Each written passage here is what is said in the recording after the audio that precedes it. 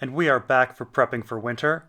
In our first 4 parts, we saw Euron trying to unlock Aeron's telepathic gift with methods seen with Bran, Arya, and Dany. And Aeron is not Euron's only subject. He has been collecting priests and warlocks who have experience in trying to talk with their minds. And now let's continue. When Euron came again, his hair was swept straight back from his brow, and his lips were so blue that they were almost black. He had put aside his driftwood crown. In its place he wore an iron crown, whose points were made from the teeth of sharks. "That which is dead cannot die," said Aeron fiercely. "For he who has tasted death once need never fear again. He was drowned, but he came forth stronger than before, with steel and fire."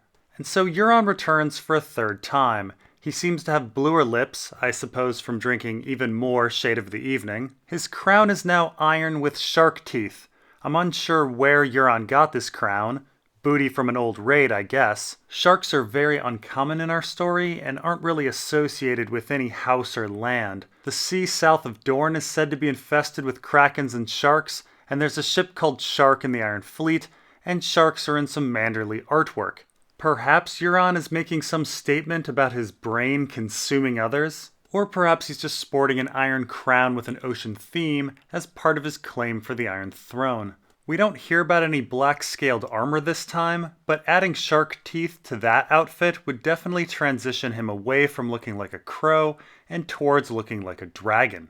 Now Aeron is unusually fierce and defiant on Euron's 3rd visit, spewing religious sayings. He speaks of God who drowned, experienced death, and came back. But in that sense, he's also speaking of himself. Aeron himself drowned, experienced death, and came back. This conflation of God and man, or God and prophet, of course echoes Jesus' dual nature in that respect.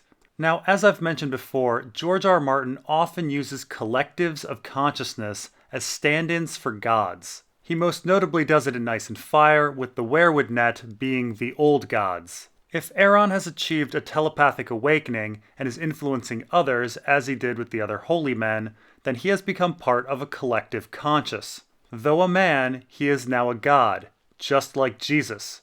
And one can't help but notice that Aeron is becoming like the drowned god himself. Of course, as we discovered earlier, when Aeron talked to the drowned god, he was actually talking to himself, and this conflation between Aeron and the drowned god is certainly growing. "Will you do the same, brother?" Euron asked. "I think not. I think if I drowned you, you'll stay drowned. All gods are lies, but yours is laughable. A pale white thing in the likeness of a man. His limbs broken and swollen, and his hair flipping in the water while fish nibble at his face. What fool would worship that?" "He's your god as well," insisted the damp hair. "And when you die, he will judge you harshly, Crow's Eye. You will spend eternity as a sea slug, crawling on your belly, eating shit. If you do not fear to kill your own blood, slit my throat and be done with me. I'm wary of your mad boastings." So Euron more explicitly relates Aeron to the drowned god, but denies that Aeron has the ability to resurrect. Euron even describes the way the drowned god looks, which is actually not too dissimilar to what Aeron looks like at this point. Now Aeron is definitely more confident here, and momentarily there's a bit of a switch on who is God and who is the subject. Earlier, Euron told Aeron that there is no god, and that he should be worshipped by Aeron instead. Now Aeron, it seems, is becoming the drowned god, who Aeron claims has power over Euron. "Kill my own little brother, blood of my blood, born of the loins of Quelyn Greyjoy, and who would share my triumphs? Victory is sweeter with a loved one by your side." So Euron uses the phrase blood of my blood, which is a phrase famously used by the Dothraki, though Asha does use it on one occasion with Theon. So perhaps there's not much to that. Born of the loins of Quelyn Greyjoy is the more striking statement, as the phrase 9 sons were born of the loins of Quelyn Greyjoy is repeatedly thought by Aeron. Again, Euron seems to know what's in Aeron's head. Now once again, the question of why Euron is keeping Aeron alive is brought up, and once again a different answer is provided. First it was because he didn't want Aeron preaching on the Iron Isles, then it was for his holy blood, now it's because he wants his loving company. A thinly veiled reference to the molestation. We can pretty much dismiss all of these reasons. The darkness and the shade of the evening point to Euron's plan almost certainly having to do with Aeron's telepathic gift. Your victories are hollow. You cannot hold the shields. Why would I want to hold them? His brother's smiling eye glittered in the lantern light, blue and bold and full of malice. The shields have served my purpose. I took them with one hand and gave them away with the other.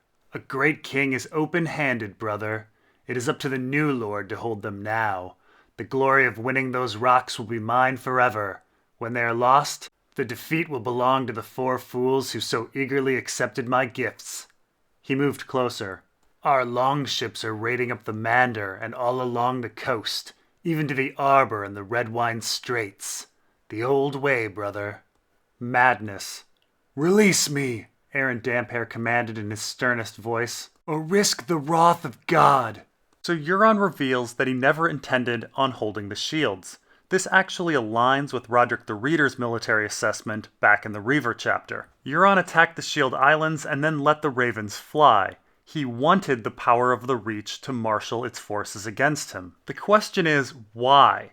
And how can Euron hope to take on the Redwine fleet? Or is this all simply a diversion for something else? Keep in mind, Euron's military situation is strikingly similar to Stannis's. He is the perceived underdog. He's seemingly taking part in idle, irrational actions. He's holding a crippled and emaciated Greyjoy. He's suicidally waiting for a seemingly superior force to come upon him. A force that he brought on by allowing the release of ravens. And oddly, he's pretty confident about the whole situation. Euron produced a carved stone bottle and a wine cup. You have a thirsty look about you, he said as he poured. You need a drink, a taste of evening's shade. No! Aeron turned his face away. No, I said! And I said yes. Euron pulled his head back by the hair and forced the vile liquor into his mouth again. Though Aeron clamped his mouth shut, twisting his head from side to side, he fought as best he could, but in the end, he had to choke or swallow. Now this is the second time that Aeron has been forced to drink Shade of the Evening. The first time, which was perhaps months ago, was before most of this physical and psychological torture. Yet here Aeron resists with much greater fervor than the first time. Aeron, at least in his convictions, has grown stronger. The dreams were even worse the second time. He saw the long ships of the Ironborn adrift and burning on a boiling, blood-red sea. He saw his brother on the Iron Throne again, but Euron was no longer human.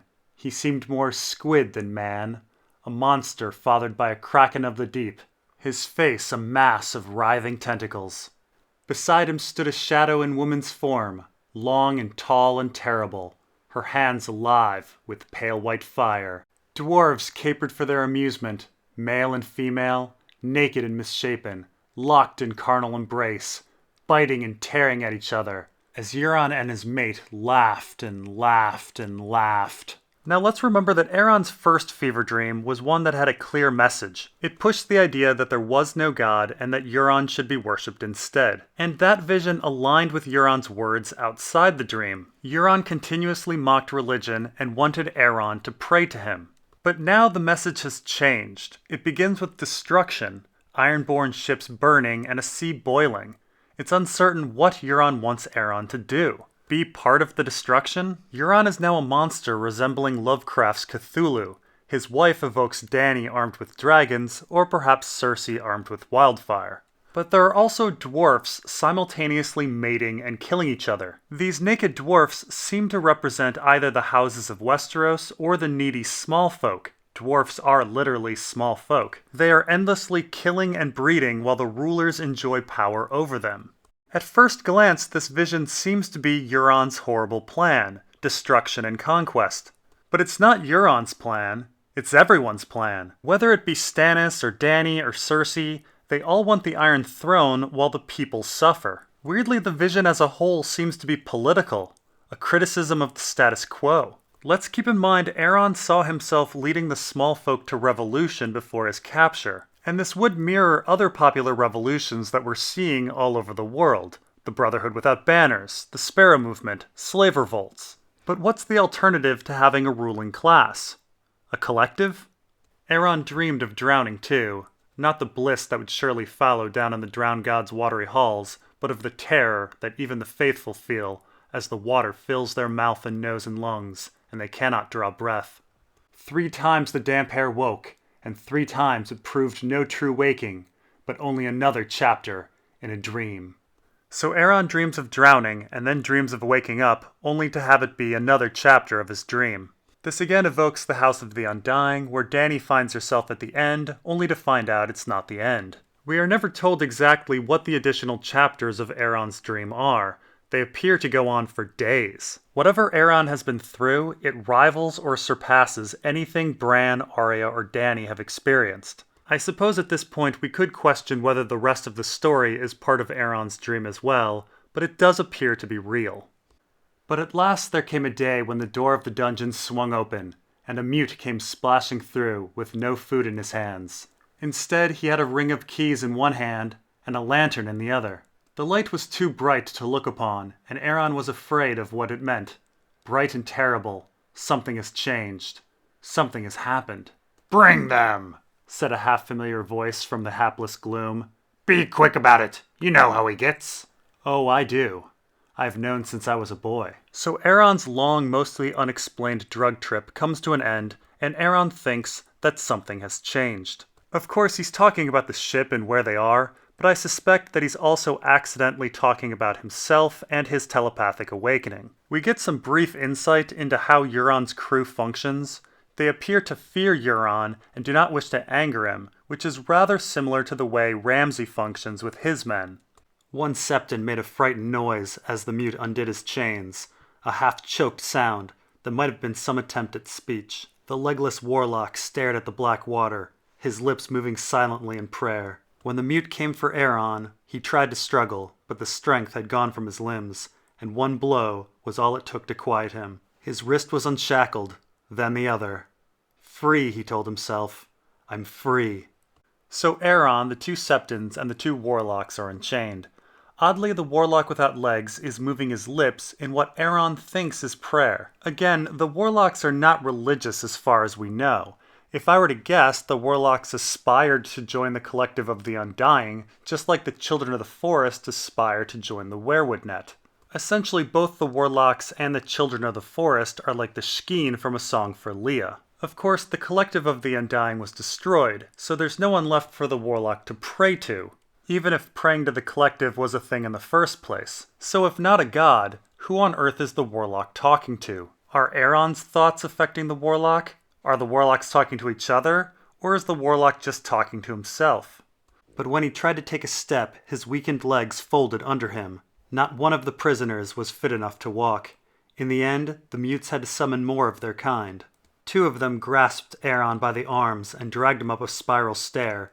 His feet banged off the steps as they ascended, sending stabbing pains up his leg. He bit his lips to keep from crying out. The priest could hear the warlocks just behind him. The Septons brought up the rear, sobbing and gasping. With every turn of the stair, the steps grew brighter, until finally a window appeared in the left-hand wall. It was a slit in the stone, a bare hand's breadth across, but it was wide enough to admit a shaft of sunlight. So golden, the damp air thought. So beautiful. So next, Aeron and company are brought out of the dungeon by their arms and carried upstairs. This is a bit of a play on Jesus carrying the cross, except that Aeron himself is the cross. Just as Jesus needed the help of Simon of Cyrene, the mutes needed additional help as well. It should be noted that the mutes carry Aeron by the arms, allowing his feet to dangle and strike the stairs in a very Christ-like fashion. So Aeron can hear his 4 companions in the stairwell behind him, though it's not clear why exactly he can hear them. Granted, the Septons are sobbing and gasping, perhaps their legs are hitting the steps as well, but we don't know what sounds the warlocks are making. One of the warlocks doesn't have legs, so his feet can't be hitting anything, and earlier he was praying silently. So it's a bit odd that Aeron can hear him, though perhaps Aeron is simply lumping him in with his noisy comrade. Obviously, I'm wondering if Aeron is hearing his comrade's thoughts. When they pulled him up the steps through the light, he felt its warmth upon his face, and tears rolled down his cheeks. The sea! I can smell the sea! The drowned god has not abandoned me. The sea will make me whole again.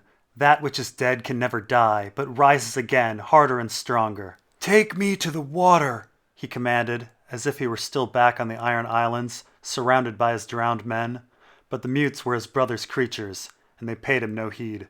So the title of the chapter is The Forsaken, and Jesus famously says while on the cross, my God, why have you forsaken me?" In a twist on that, Aeron actually says the reverse, that the drowned god has not abandoned him. In fact, Aeron has grown incredibly confident and bold in his beliefs. He believes the sea will make him whole again, harder and stronger. He will be resurrected. Now, as I've mentioned before, telepathic power in our story may have much to do with belief. Varamir Sixskins criticized his mentor for fearing his own power as if that fear constrained him. Belief in will and its effects on telepathy is actually a reoccurring theme in much of George R. R. Martin's work. In Night Flyers, Royd Eris needs to be convinced that he has strong telepathic powers before he's capable of using them. And in Wildcards, the great and powerful turtle is convinced his telekinesis only works inside a VW bug. Power resides where men think it resides. The sea has always been Aeron's crutch, but now Aeron thinks it will essentially resurrect him. They dragged him up more steps, down a torchlit gallery, and into a bleak stone hall where a dozen bodies were hanging from the rafters, turning and swaying. A dozen of Euron's captains were gathered in the hall, drinking wine beneath the corpses. Left-hand Lucas Codd sat in the place of honor, wearing a heavy silken tapestry as a cloak. Beside him was the Red Oarsman, and further down, pinch-faced John Meyer, Stonehand, and Rogan Saltbeard.